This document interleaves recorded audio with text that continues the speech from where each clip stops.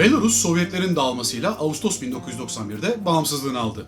Demokratik, çoğulcu ve son derece özgürlükçü bir anayasa yaptıktan sonra muazzam bir gelecek potansiyeliyle 1994'te ilk özgür ve adil seçimleri gerçekleştirdi.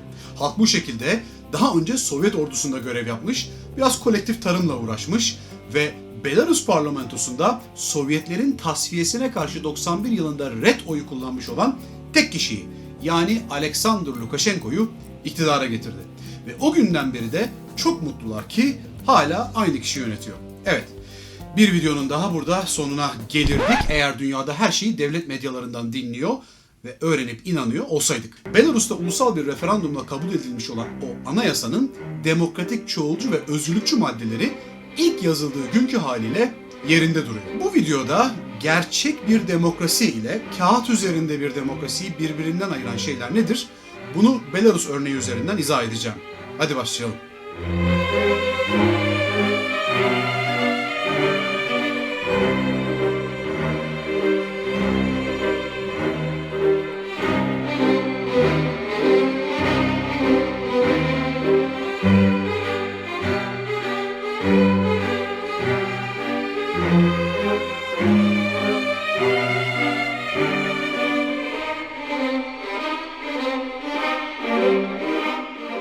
Belarus ile ilgili herhangi bir şey konuşmak için önce biraz bu ülkeyi tanımamız lazım. Doğu Avrupa'da Rusya ile Polonya arasına sıkışmış 10 milyon nüfuslu bir ülkeden bahsediyoruz. Denize sınırı yok ama 10 binden fazla gölü var. Son derece düz bir coğrafyaya sahip olan bu göller ülkesinin %40'ı da geniş bakir ormanlık arazi. Şehirleri ise Batı Avrupa ülkelerinden daha temiz ve Stalinist mimaride büyük modern yapılarla dolu. Çalışan nüfusunun %40'ı ya devlet memuru ya da devlet kontrolü altındaki özel şirketlerde işbaşı yapıyor. Ana ihracat ürünleri olarak endüstriyel araçlar, malzemeler ve petrol yan ürünleri üreten Belarus'un en büyük ticaret ortağı da tabii ki Rusya. Belarus'ta üretilen ürünlerin çoğunu Rusya satın alıyor. Karşılığında bu ülkeye ucuz petrol, gaz ve ham madde sağlıyor. Belarus ekonomisi Rus petrolüne ciddi şekilde ihtiyaç duyuyor. Çünkü Avrupa'ya yapılan ihracatın en büyük bölümünü Belarus'ta işlenen petrolün yan ürünleri oluşturuyor. Rusya'nın 10 yıllardır sağladığı bu ucuz ham madde desteği aynı zamanda Lukashenko'nun sosyal refah devletini ayakta tutmasını sağlayan şey. Ülkede sağlık hizmeti ve eğitim bedava. Çok sayıda insana bedava sosyal konut da veriliyor. Özel mülk vergisi de neredeyse sıfır. Ülkeye yabancı işçi göçü de olmadığı için neredeyse tüm istihdam açığını yerel halk karşılıyor. Bu nedenle işsizlik oldukça düşük. Ancak yine de ekonomi çok iyi değil. 2018 yılı verilerine göre ortalama bir Belaruslu'nun maaşı 250 dolar kadar. Rus ekonomisinde yaşanan her dalgalanmadan direkt etkilenen Belarus rublesi sürekli değer kaybediyor. En son 2016'da paradan 4-0 atıldı. Alkol ve kumar ülkede ciddi bir sorun haline almaya başladı. 2020 Dünya Alkol Tüketimi sıralamasına göre Belaruslular 1. sırada. Aynı zamanda doğum oranlarındaki düşüş, dışarıya verdikleri göç ve yabancı göç almamaları nedeniyle de nüfus kaybı yaşıyorlar. Rusya'nın yasaklaması ile yeni gelir kapısı haline gelen kumarhaneler zengin Rusları Belarus'a kumar turizmi için çekiyor. Ancak bunlara rağmen Rusya, Ukrayna ve Litvanya'ya oranla suç oranı son derece düşük. Bunda kişi başına düşen polis sayısının yüksek olmasının da önemli bir etkisi olabilir tabii. Ülkenin gelişmiş diyebileceğimiz sektörlerinden biri de ilginç şekilde yazılım ve IT sektörü. Örneğin World of Tanks gibi dünyaca ünlü bazı bilgisayar oyunları burada geliştirildi. Son yıllarda Rusya'nın üzerindeki ekonomik yaptırımlar ve baskıların artması ile Belarus ekonomisindeki Rus desteği azaldı. Ve tabii bu istikrarlı görünen devlet mekanizması da tökezlemeye başladı. En son Aralık 2019'da Vladimir Putin ve Lukashenko arasında 2020 yılı için yeni bir petrol anlaşması konusunda uzlaşma çıkmayınca Moskova arzı daralttı. Bu durum daha Ocak 2020'de Belarus'un ithalat kaleminde %30'luk bir düşüş yaşanmasına neden oldu. Minsk yönetimi bu nedenle alternatif olarak Norveç ve Azerbaycan petrollerine yöneldi. Belarus ham petrole o kadar bağımlı ki ABD ile bile masaya oturdular.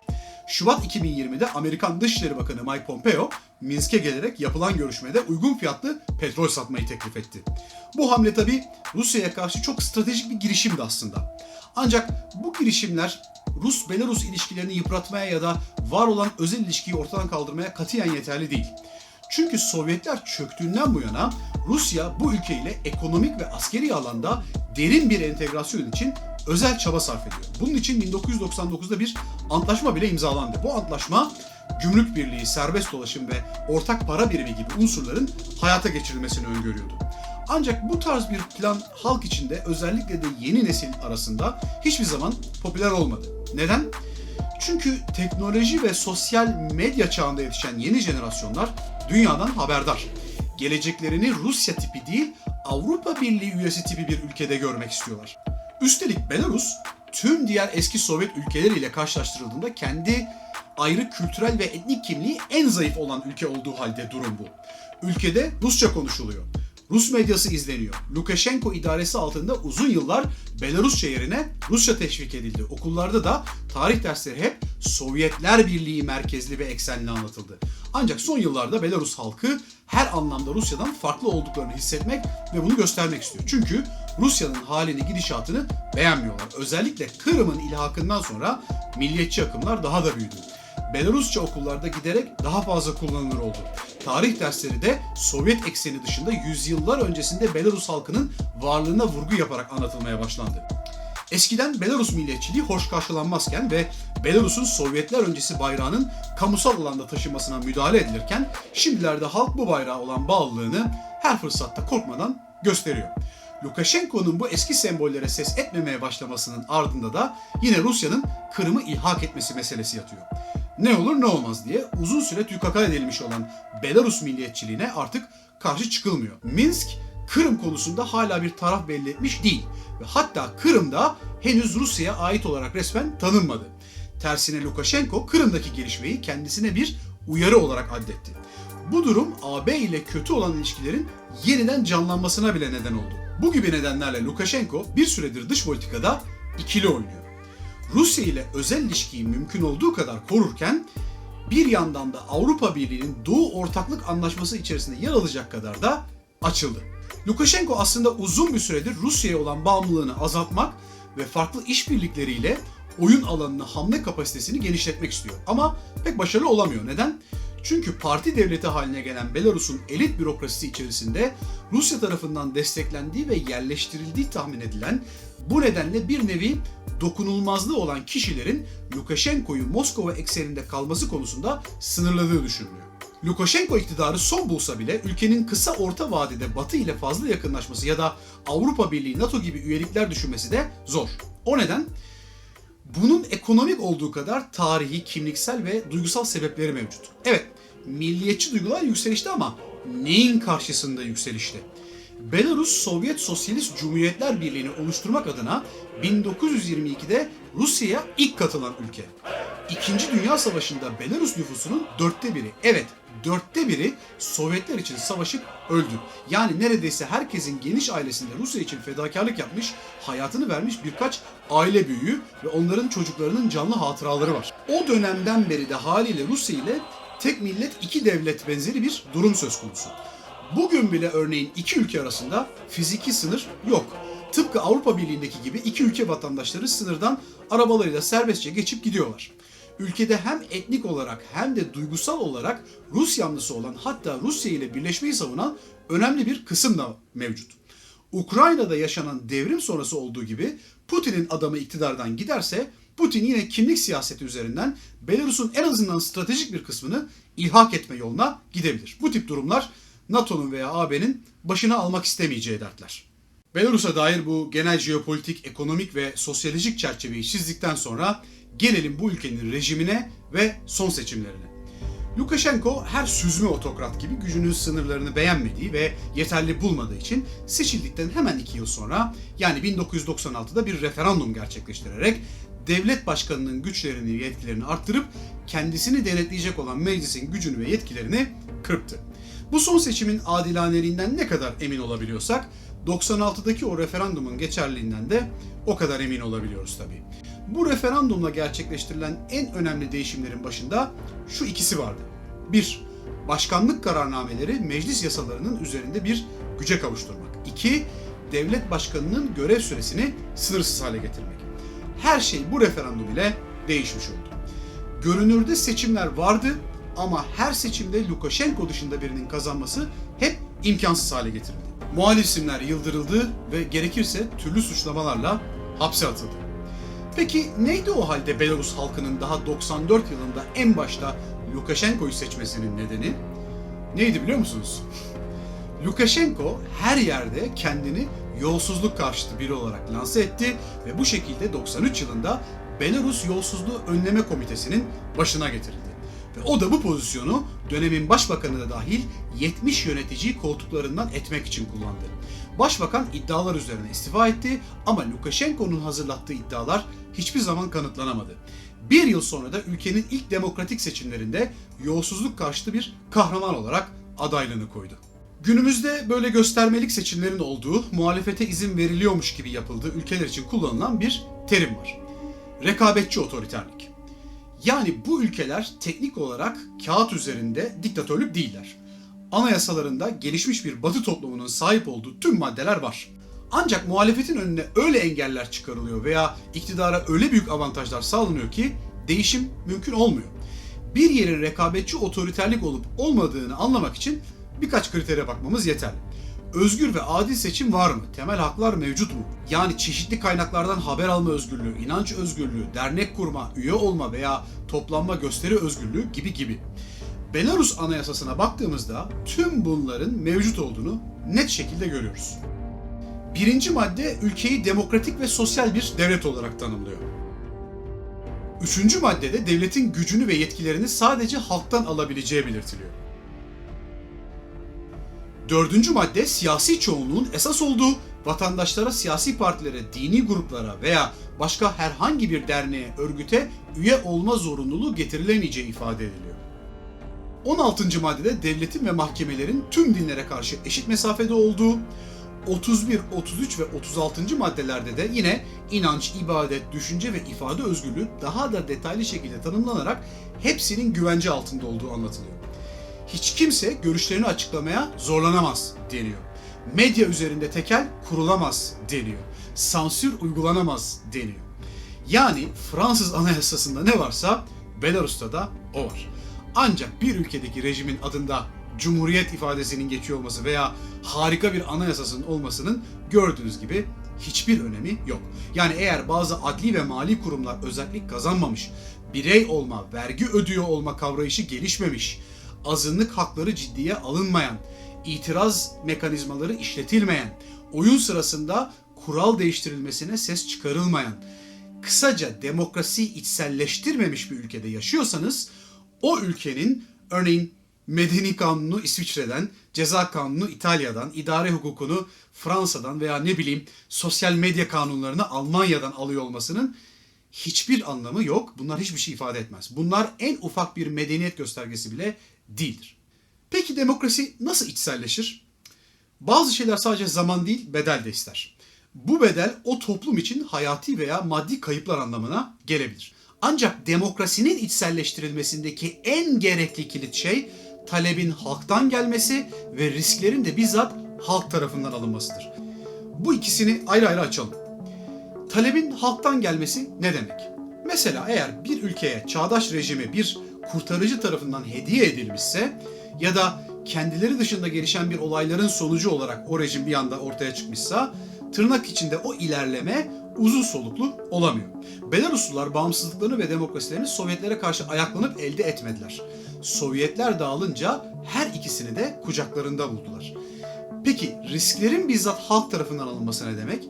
Yine örneğin her şeyini bir kurtarıcıya borçlu hisseden toplumlar daha sonrasında da kurtarıcı beklemeye devam ediyorlar. Bu kurtarıcı bazen üstün yetenekli bir kişi oluyor, bazen de baskıcı diktatörü devirip demokrasi getiren başka bir devlet oluyor. Ancak her iki durumda da demokrasinin neden sürdürülmesi gerektiğini, demokratik kurumların neden korunması gerektiğini bilen ve anlayan yeterli makul çoğunluk oluşmamış oluyor. Bundan ziyade o demokrasiyi kendi ideolojisi ve amaçları için geçici bir araç olarak gören kişiler veya gruplar ortaya çıkıyor ve kısa sürede fazla direnç ile karşılaşmadan süreci tersine çeviriyorlar.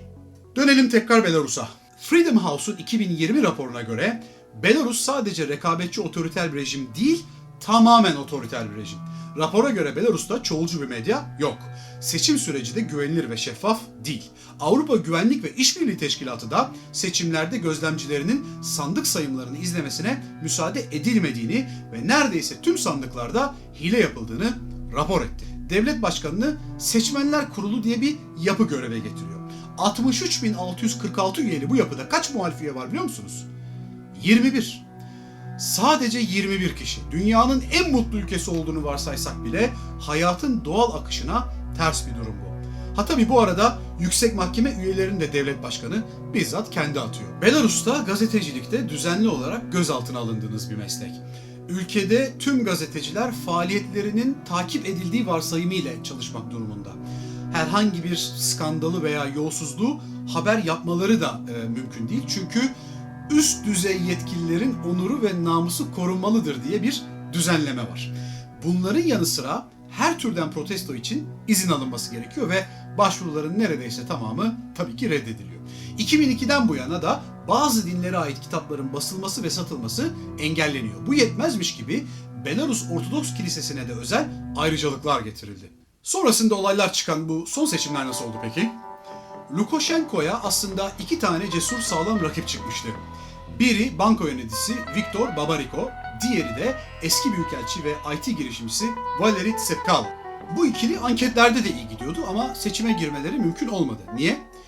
Babariko kara para aklamaktan suçlandı ve hapse atıldı. Tsepkalo ise aday olmak için gerek duyulan 100.000 imzaya ulaşamadı. Böyle bir ülkede muhalif destekliyorum diye adınızla soyadınızla imza vermek kolay bir şey değil elbette. Bu iki isim elemine edilince uzun dönem Lukashenko'ya cesurca eleştiriler yöneltmiş, sevilen bir YouTuber olan Sergey Tikhanovskiy aday olmaya karar verdi. Ancak adaylığını açıklayınca o da bir örgütlenmeyle ilintilendirildi ve hapse atıldı. İşte bunun üzerine ülke yönetmek aklından bile geçmeyen bir isim onun yerine aday oldu. Svetlana Tikhanovskaya, yani hapse atılan YouTuber'ın eşi. Aday olmaları mümkünsüz hale getirilen diğer iki ismin de destek açıklamasıyla bütün ülke bir anda Tikhanovskaya'nın arkasında durdu ve muhalefet çığ oldu. Daha adayken bile Tikhanovskaya kendisinin hapse atılmakla ve çocuklarının kendisinden alınmasıyla tehdit edildiğini açıklamıştı. Bunun üzerine çocuklarını hemen yurt dışında yaşayan büyükannelerinin yanına göndermişti. Svetlana ülkesinin siyasi lideri olmaya veya demokratik devrimler yapmaya çalışmıyor. Seçim kampanyası 2 vaatten ibaret. Siyasi tutukluları salmak ve hemen ülkeyi özgür, adil, çoğulcu bir seçime hazırlamak. Hepsi bu.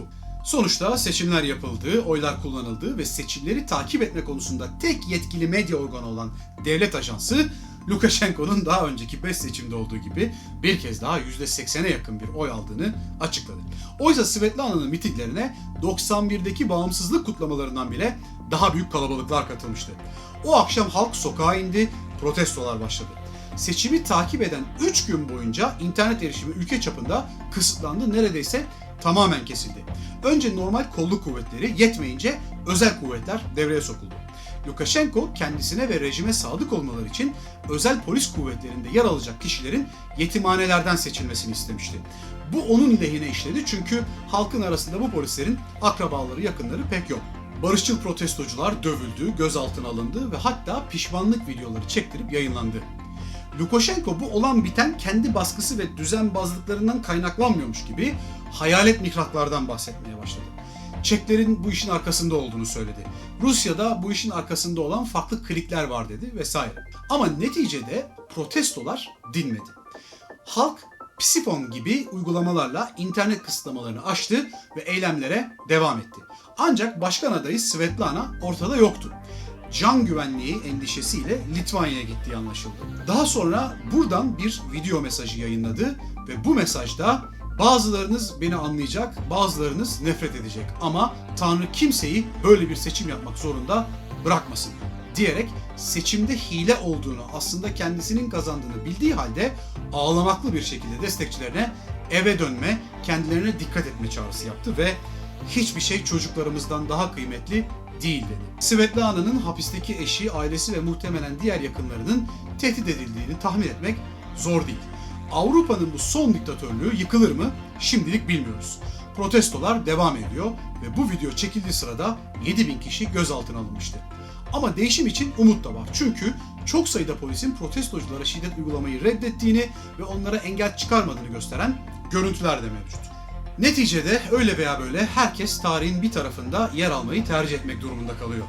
Bireysel ve etkisi küçük zannedilen her bir tercih ise sonunda bir ülkenin, bir toplumun geleceğinde sonsuza kadar yankılanıyor. Bir sonraki videoya kadar. Ciao ciao.